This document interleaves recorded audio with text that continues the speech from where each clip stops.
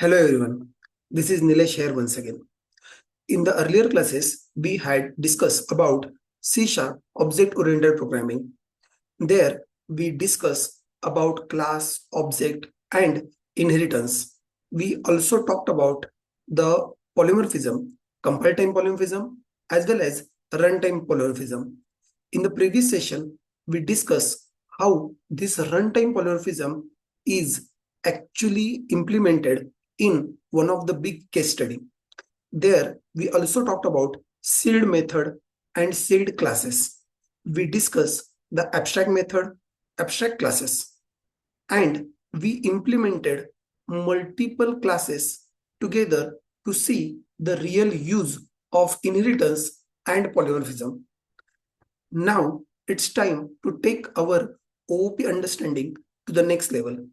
And here we are going to discuss the most important topic called as interfaces. As we had already discussed about abstract class, the abstract class can have 0 or more abstract methods. And these abstract methods are forced to be implemented in the derived class. So it is kind of a contract with the derived class. If derived class is not implementing, overriding the abstract method of the base class, then the derived class also becomes abstract class. And due to that, you cannot create the object of that class. By the way, you have already noticed that the abstract class can have data members, abstract class can have constructors, abstract class can have other virtual and non-virtual methods. Now, let us discuss about one of the example. Suppose I want to write one shape class where I want to write calculate area and calculate perimeter. I wish that all my derived classes like square, rectangle, circle, they must have implementation of calculate area and calculate perimeter. What I can do? The easy way is to write the abstract methods calculate area, calculate perimeter, and eventually that will make my class as abstract class. But don't you think that in this particular case, I'm not really looking for any other members inside my shape class. I do not need any data member. I do not need constructor. I do not need some other virtual and non-virtual function. If you want such kind of abstract class which contains only the abstract methods and nothing else, then instead of abstract class, you should be considering the interface. So instead of writing class shape, I will prefer to write something called as a interface. And let me tell you that each and every method inside interface is by default abstract method. Each and every method in interface is by default public method. So any class inherited from the interface must implement all the methods of that interface. So you can see a simple example like this. So if the interface is named as iShape, in fact, it is a convention in C# to precede, prefix your interface name with I. So instead of shape, it is good idea that I mention it as iShape. And let's say we are adding the method declarations over there. Let's say calculate area and calculate perimeter. Now, these methods are abstract in iShape. So whenever I will write the rectangle class, circle class, then these methods must be implemented in all these derived classes. Let me start with some practical example. And let me take you to the Visual Studio. Let us create a new project. I call this project as interfaces.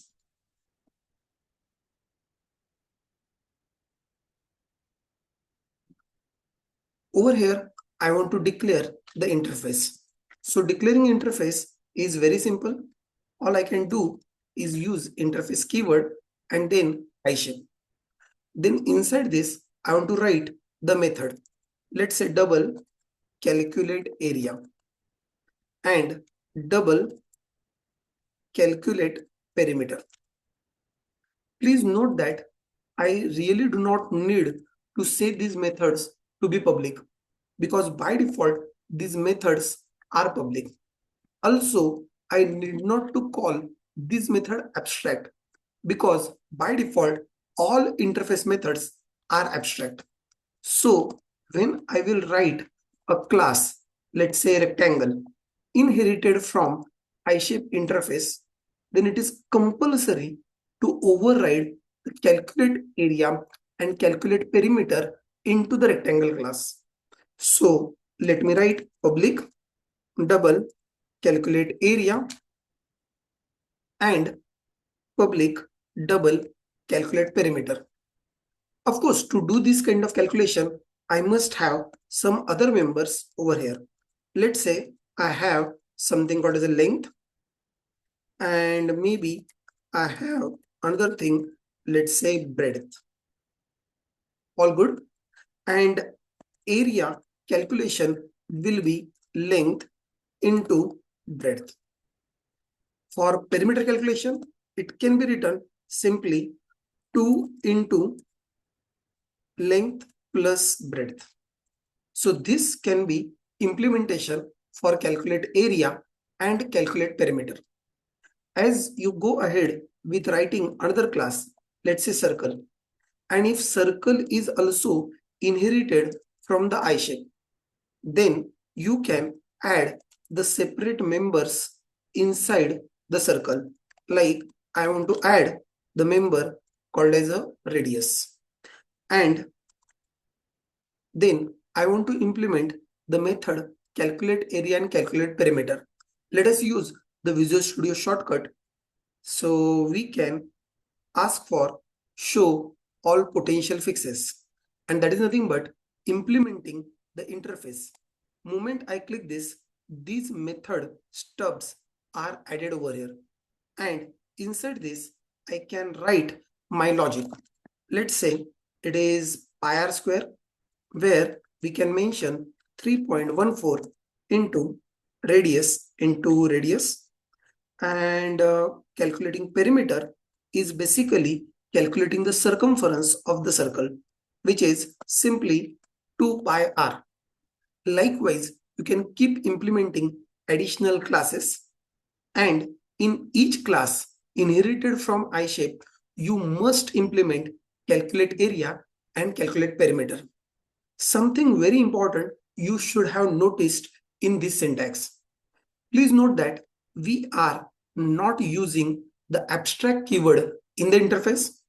At the same time, we are not using override keyword over here. In fact, writing override keyword in the derived class is giving me the error that no suitable method found for overriding, because this is not considered as method overriding. Rather, this is considered as interface method implementation. That is the reason there is no override keyword. Directly, you need to implement the method with exactly same signature. And then you can show the runtime polymorphism as earlier. So let me take you to that. Suppose that we can create iShape.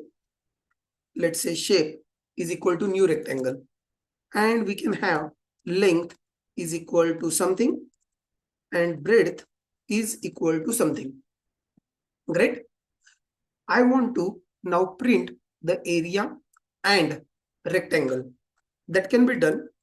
Let's say this is shape area is equal to shape dot calculate area, and then perimeter is equal to shape dot calculate perimeter. That's it. Let me mark this project as startup project and we will run that.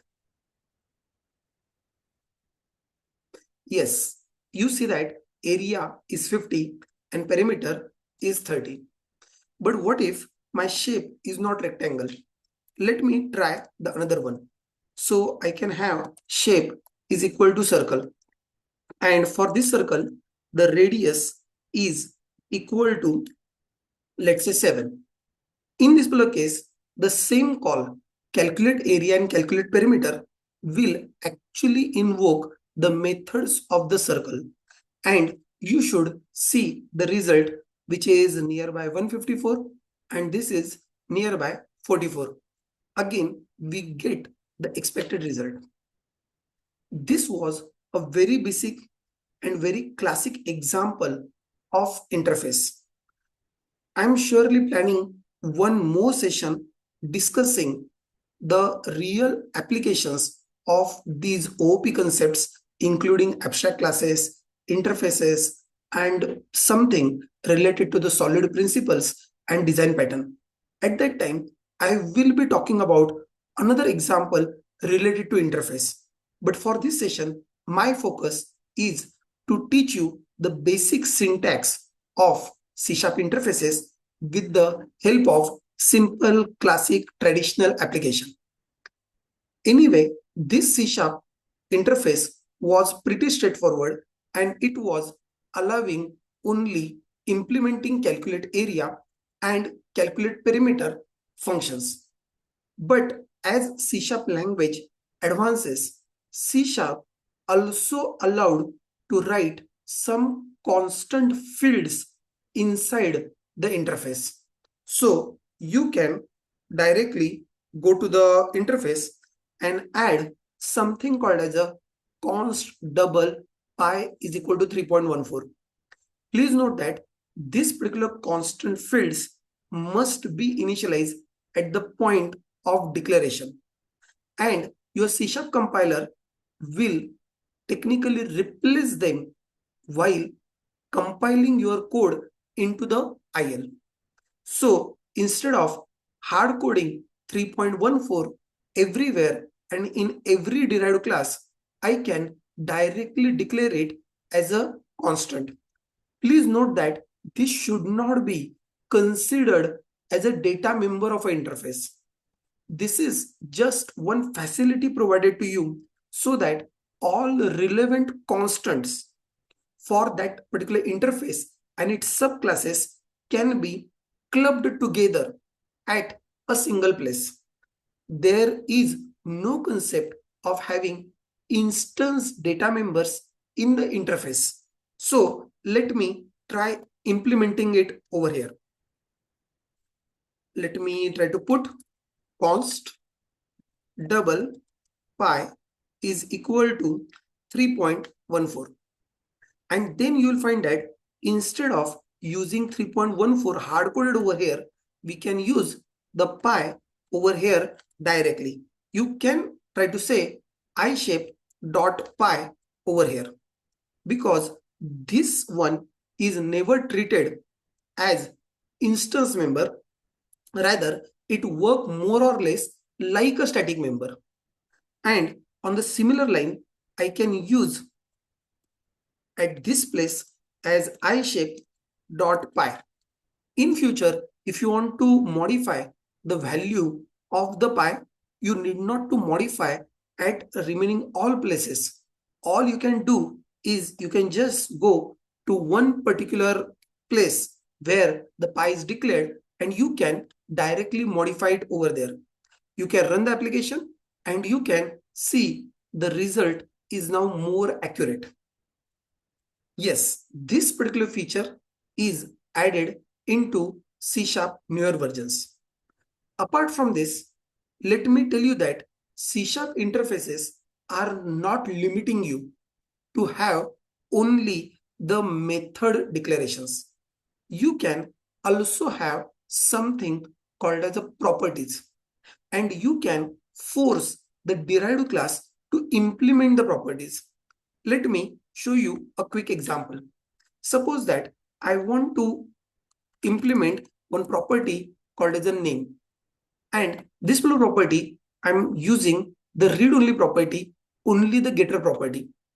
Now, this property is by default abstract property in the iShape, and that is the reason it must be implemented in the class. Let's say rectangle class, you can implement this flow property, string name.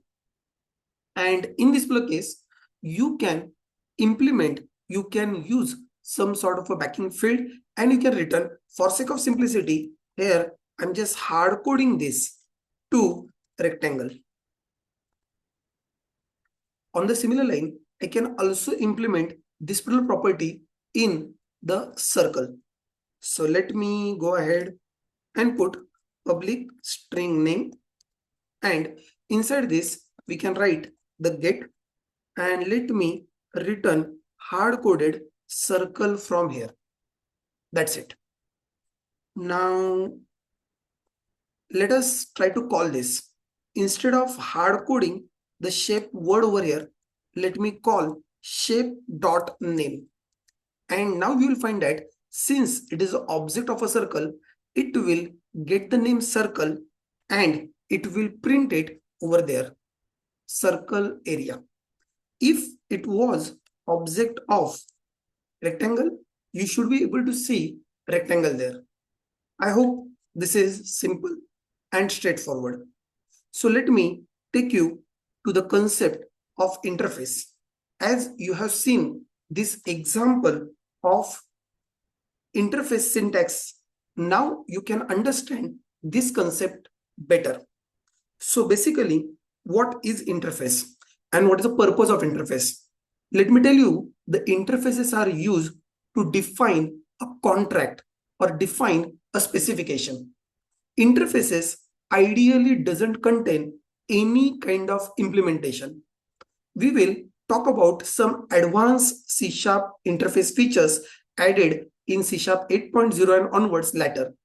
But when we discuss about the classic interfaces, they should not have any kind of implementation. Then the inherited class must implement all the members of interface. And if any member is not implemented, then that particular class is considered as abstract class. Great. I will give you one real life example how you can see interface as a contract or interface as a specification or interface as a standard. Suppose that you want to purchase a tube light. If you want to purchase a tube light, what you will do? Of course, you will go to the tube light shop, and then you find that in tube light shop you have multiple different tube lights from different brands available. There can be Philips tube light, there can be Surya tube light, there can be Bajaj tube light, and then you are really worried which particular tube light that I should purchase. And you are too much confused because you want to purchase a quality tube light. Do you know that what really defines the quality of the tube light? I guess the tube light quality depends on n number of factors, which might talks about what kind of fluorescent material is used, or what kind of gases are used internally, or at what voltage level the current will discharge, and then so many technical details.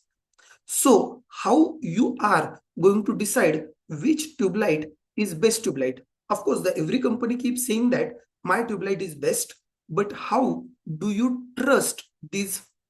And this is where the standard come into picture. I guess there is one standard by the government called as ISI standard.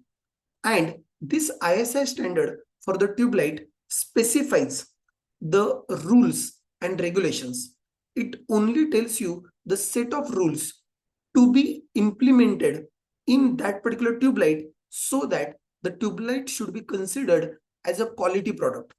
So you will find that all these tube lights, let it be the Philips tube light, let it be the Surya tube light, let it be the Bajaj tube light, all of them, they read the government documentation and then they try to implement all those norms into their tube lights, and that makes their tube light as a quality product. Of course, in this particular case, the customer gets the real advantage. Now, customer need not to read and learn the physics. He can just look at the ISI stamp on the tube light and ensure that yes, this particular product is a quality product. So what is basically the purpose of the interface over here? What is the exactly purpose of this ISI standard over here? It is just giving you guarantee that the certain rules and regulations were followed while implementing this particular standard. Exactly similar way, when you go for interfaces, interface guarantees that all inherited classes have implemented all interfaces, methods, and properties. Great. Now, here you get one more advantage with the interfaces. The another advantage that you get with the interfaces is the interfaces can support multiple inheritance. Earlier you see that multiple class inheritance is not supported in C#, but multiple interface inheritance is very much allowed in C#. How? Let me show you that example. Consider that I have the color as one more interface. So let me have one interface called as a eye color. And it have one property called as a color.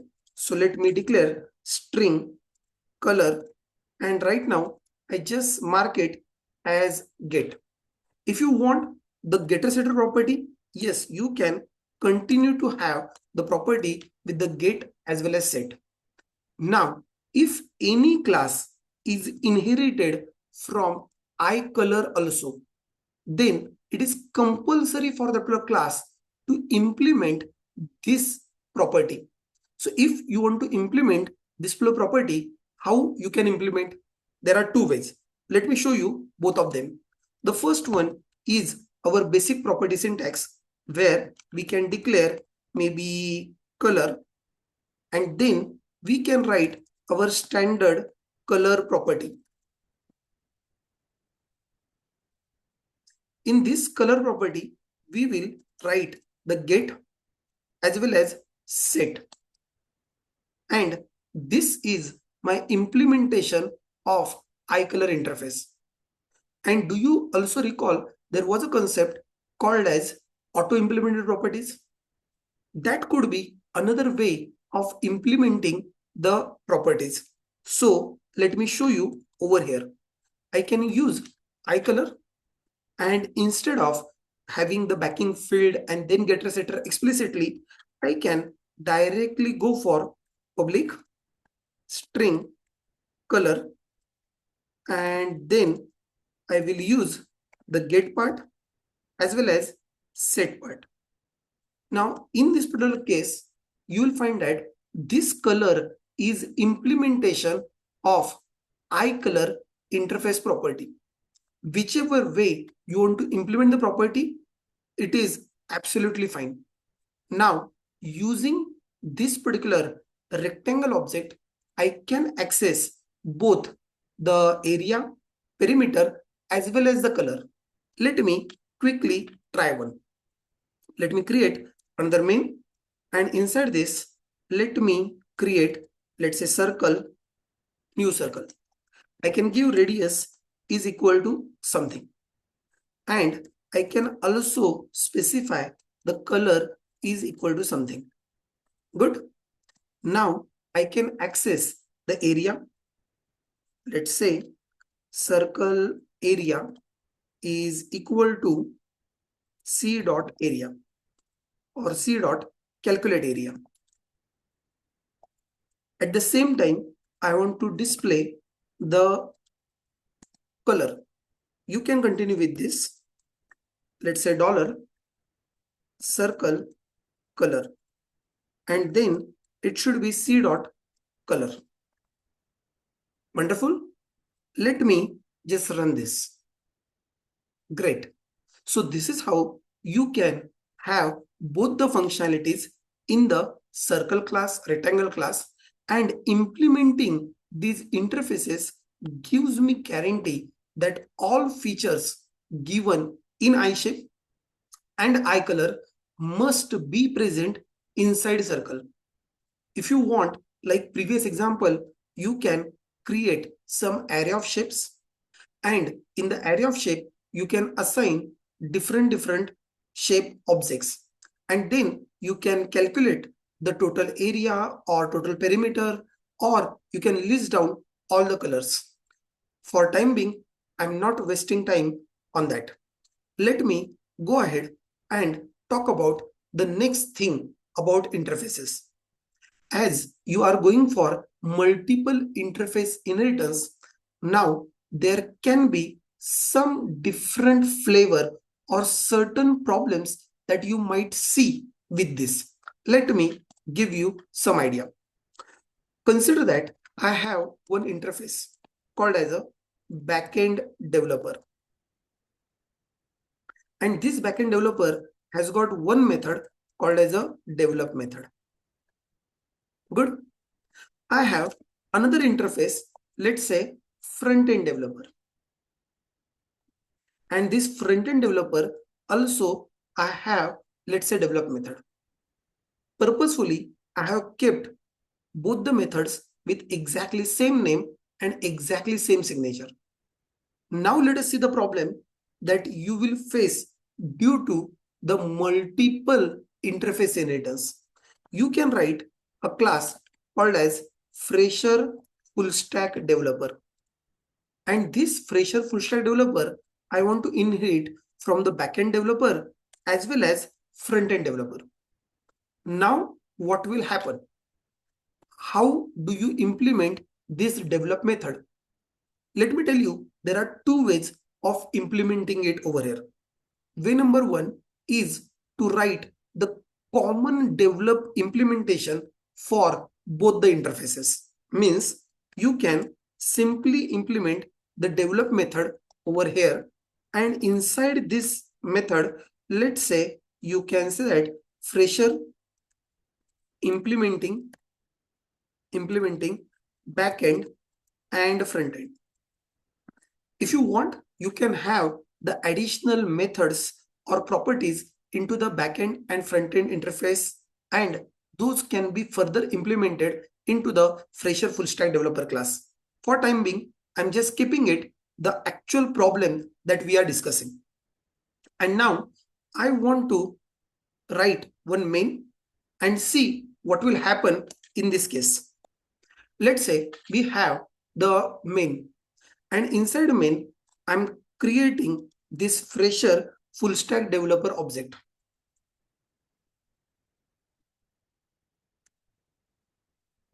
In this particular case, when I make a call to the develop, what will happen? Of course, the develop is implemented in this particular class. So this class develop will be executed. That is pretty straightforward. What will happen if I'm using the interface backend developer is equal to developer and backend developer dot develop? This will still call the same develop method. And on the similar line, I can have front-end developer, let's say fdev is equal to dev, and then this fdev dot develop, this will still make a call to the exactly same method.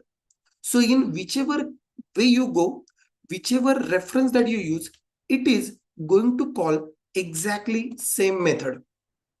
Now, let's say if at all you need a feature where both backend and front-end developer implementation should be different in the derived class. Meaning by, I'm expecting that when I'm calling a method on backend developer reference, it should execute differently. And when I use front-end developer method, then it should execute differently. If I want something like this, can this be implemented? Let me tell you frankly, not many programming languages support this kind of explicit implementation of the interfaces. But C Sharp is really special in this case. C Sharp allows you to implement your interfaces explicitly in the derived class, where you can have the separate implementation for each method from the interfaces. Let me show you the demo of that. Let me write another class. Suppose that this class is experienced full stack developer. And this class, again, I want to inherit it from the front-end developer interface and back-end developer interface. Now I want the different implementation for the develop method, one for the front end, another for the back end. How we can do that? Please note, I'm not using a public, but I'm writing, let's say, front end developer dot develop method. And inside this method, let's say I can mention that experienced full stack developer is expert in front end development. Good. On the similar line, we can also have, let's say, backend developer dot develop method. And inside this, let me write another message saying that it is expert in backend development. Now you will see that when I will use the front-end developer reference, it will call this method. And when I will use backend developer reference, it should call this method. Let us give a try. Let me write another main. In this main, I want to write experience full stack developer. Let's say dev is equal to this. And then I have backend developer, something called as a bdev is equal to dev. So the base class reference is pointing to the derived class object, just like upcasting over here. And something similar, we are doing it for front-end developer interface reference as well. Let me run this. And you see that, yes, you have the different implementation invoked for the backend development as well as front-end development. Now, people might have the question, what will happen if I call the method directly on the dev? If you call the method directly on the dev, you will only get the error. And why you should be getting an error? Please make a note that in this particular case, none of the method over here is public. And since none of the method is public, you are not accessing any of the method on this class reference. You are able to access those methods only on base interface references. I hope this feature is very, very interesting feature. You should be noting this feature because as we go ahead with some new C# 8.0 feature, at that time, this particular knowledge of explicit implementation of the interfaces will be really helpful. Now that you've seen the example of multiple inheritance, it's time that we can go ahead and discuss about new C# features. The C# 8.0 done some revolution, and this revolution is probably disturbing many of the earlier interfaces concept that were traditionally established into the C# and many other OOP languages.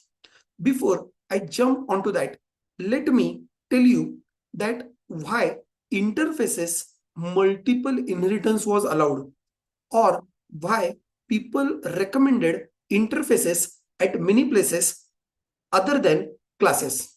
The primary reason was the classes has got something called as a fragile base class problem. What is this fragile base class problem? The standard fragile base class problem says that if any of the implementation in the base class is modified, typically any virtual method signature or abstract method signature, then you need to re-implement all its derived classes. So fragile base class problem says that the changes in the base class will break all its derived class implementation unless and until they are modified again. And this could be really the dangerous thing. This is where the interfaces were accepted by the people. The interfaces, one of the primary concept is interfaces are immutable. What's the meaning of it? That interface once published, it should never be modified. It was considered to be really bad practice of modifying any of the method declaration into the interface or adding any new interface method or removing any of the existing implementation. So the standard, the traditional OOP says that interfaces should never be modified once published. They are immutable. At the same time, the interface multiple inheritance was allowed. You know why? Because if there are similar methods in the base class and they are inherited to the derived class, they will create the ambiguity that which method of the base class is to be considered. So this ambiguity was avoided by not allowing multiple class inheritance in Java and in C#. C++ was allowing multiple class inheritance since ages. And of course, C++ is also having this problem of ambiguity. The interfaces were safe in that case. However, C# 8.0 come up with the new concept. And that new concept was default interface methods. The default interface method talk about having the method implementation, having a default method implementation inside the interface. And default implementation means if a derived class is not implementing that particular method, then the method from the interface was considered to be part of the derived class. So the base interface method implementation was used by the system. Now, this is maybe against the concepts of interfaces. Earlier, we said that interface is just a contract and each and every method must be implemented. But now you are saying that it is not compulsory to implement the default method in the derived classes. But this particular stuff gave some advantage that all your previously published interfaces, user-defined as well as built-in interfaces, can now have the new method implementations, the default implementations, and they enrich the interface functionality without introducing the new interfaces and new programming models. Now, all the new classes which want to take advantage of these new functionalities in the interface, they can implement these new methods. But some classes which are happy with the existing implementations or existing declaration, they are not forced to override this particular method. They are not forced to implement this particular method. So this feature of C# 8.0 interfaces is a kind of a revolution in OOP. You will find the actual use case of this when we will talk about some C# built-in interfaces like collections and few more, where the lot of new features were added into the interfaces and only the new classes will take advantage of it, while old classes will continue to deal with the older method declarations. Let me show you another example of this, where we will declare one interface, let's say iLogger. This is my interface iLogger, and inside this I want to have method called as a log. Now this is generally log method, and this interface is now implemented inside class called as a console logger. This console logger is inherited from ilogger, so it has to implement the log method.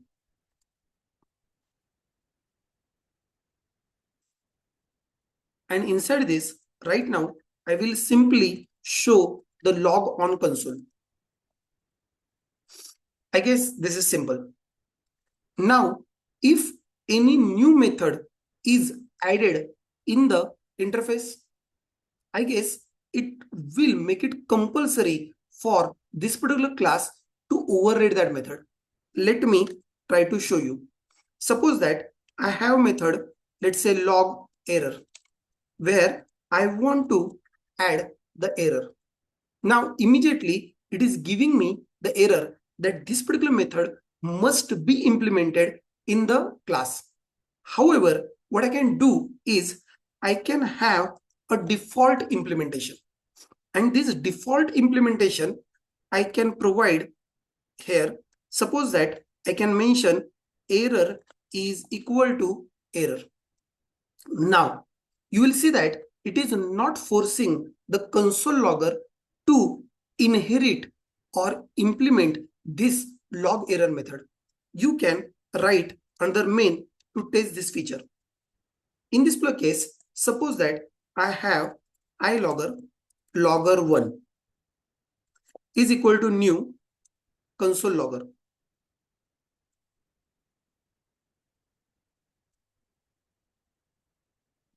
Now inside this, I can use logger1.log.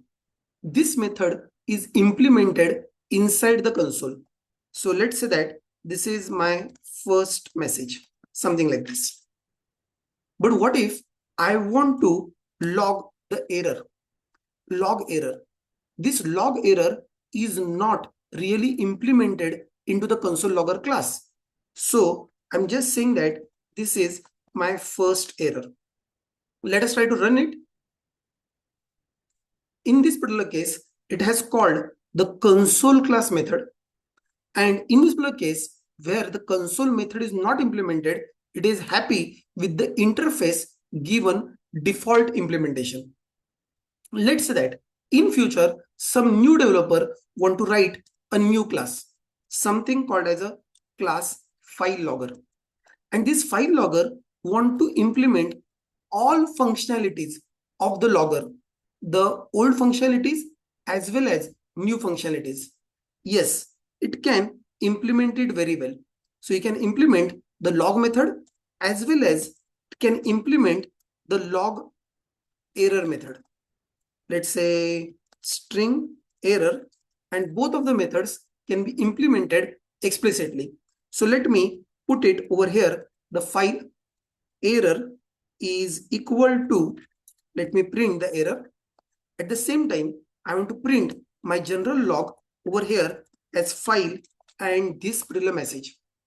Now here the file logger, which is relatively new implementation, is taking advantage of both, like the log method as well as log error method. But my legacy class, the earlier implemented class, is only using the log, and it is getting the default implementation log error which was written in the interface. I can just quickly show you the file logger. Let's say this is equal to new file logger. And inside this, I can call logger2.log. Let's say I want to write it second message. And then we can also have logger2.log error, which is showing me second error. Good. Now in this particular case, since both the methods are implemented in my file logger class, you will see both the methods of the file logger are executed. I hope this particular feature can be really useful. But again, do you remember why implementations were not allowed in the interfaces? Because if interfaces had implementations, then it will lead to ambiguity in the derived class, especially in case of multiple interface inheritance. And now when C# 8.0 allowed to have default method implementation in the interfaces, this particular problem cannot be really avoided. Let us see a particular example for that. So let me talk about one simple, very basic level example where we will typically talk about a diamond inheritance, where I have one base interface, then there are two interfaces inherited from that, and then from both of them I want to have one class inherited from IB and IC. So let's say that the class is a derived class. Let us give a try on this. We will purposefully write only one method and we will see the impact step by step. So let me write one interface IA. Let's say this interface is having only one method, and purposefully I want to make the method as a default method. Let's say fun method. This fun method, I want to write the message. Let's say that this is ia.fun is called. Good. Then I want to write interface IB inherited from IA. At the same time, I want to write interface IC inherited from IA. And then you want to write the class derived, which is inherited from IB as well as IC. The question is, what will happen when the derived class object is created and the method you are trying to call? Let me give a try.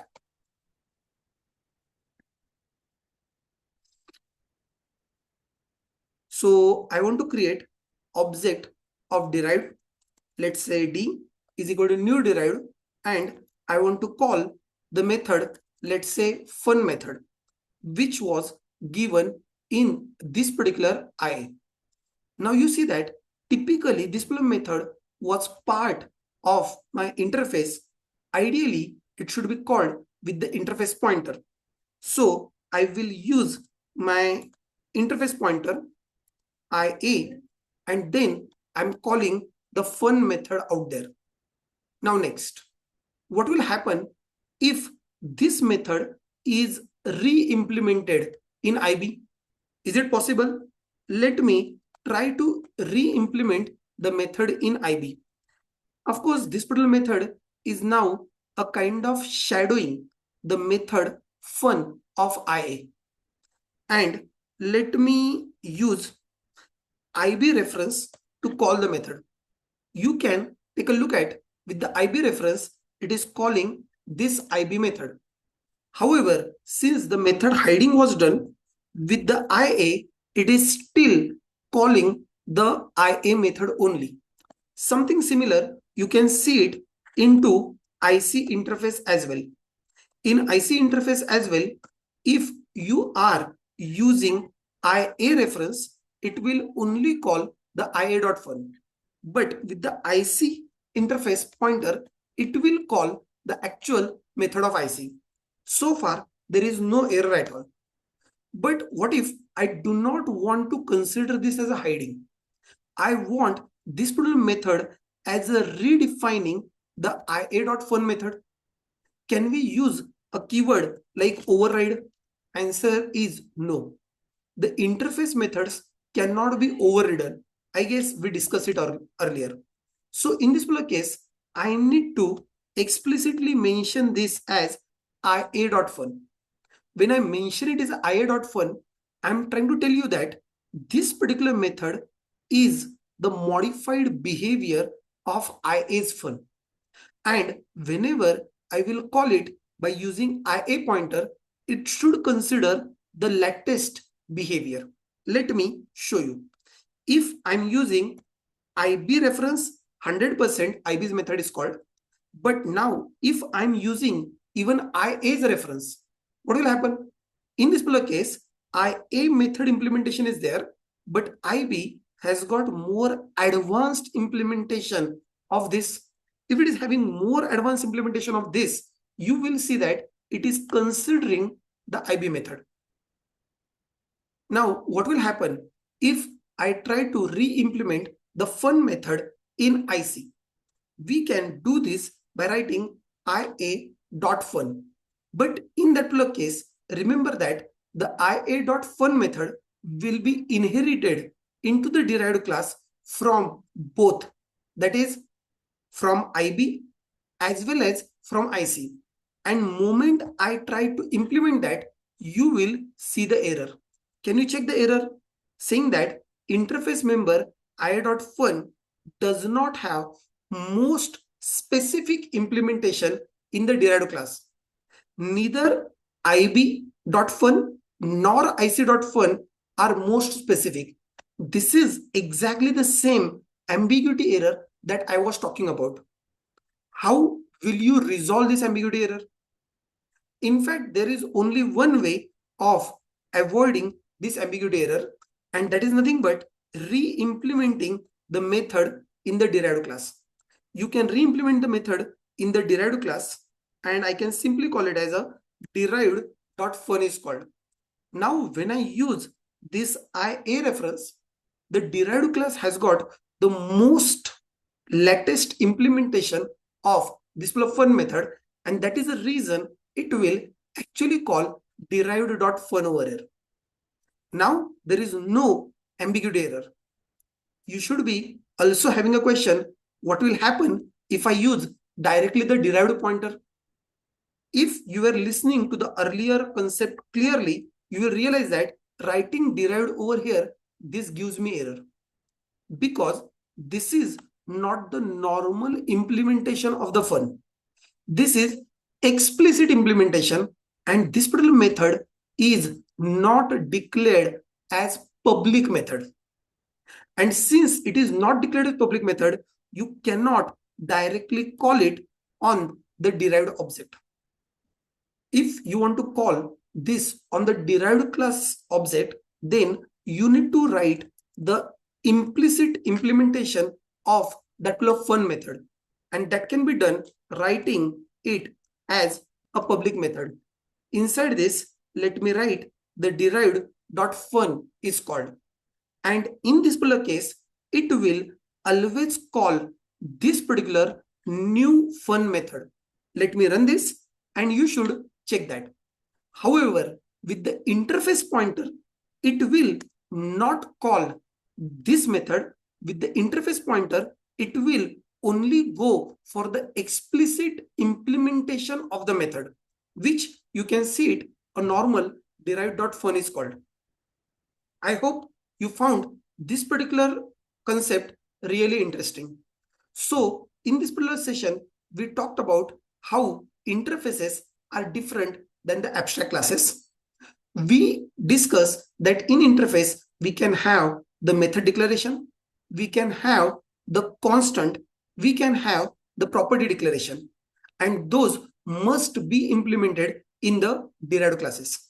We seen how interfaces can be used as the standard or as specification, and then this specification gives guarantee that the class will definitely have certain functionalities.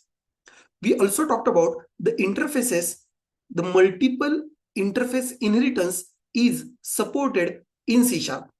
But when multiple interface inheritance is supported, if both interfaces have exactly same method signature, then C# can allow you to have the common implementation of both the methods, or it can also allow you to have the explicit implementation of each interface. And finally, we discuss some new features of C# interfaces, where we can have the default methods implemented inside the C# interfaces. And these default methods need not to be implemented in all the derived classes.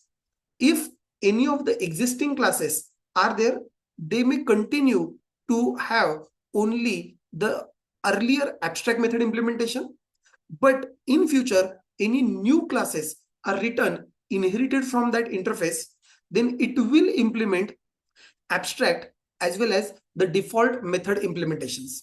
Finally, we talked about the diamond inheritance, where the method from the base interface is inherited to the derived class via multiple inheritance paths, and this will lead to the error. This ambiguity error can be resolved by having the specialized implementation of that particular method in the derived class directly. I hope you found this session really useful. Thank you very much. See you.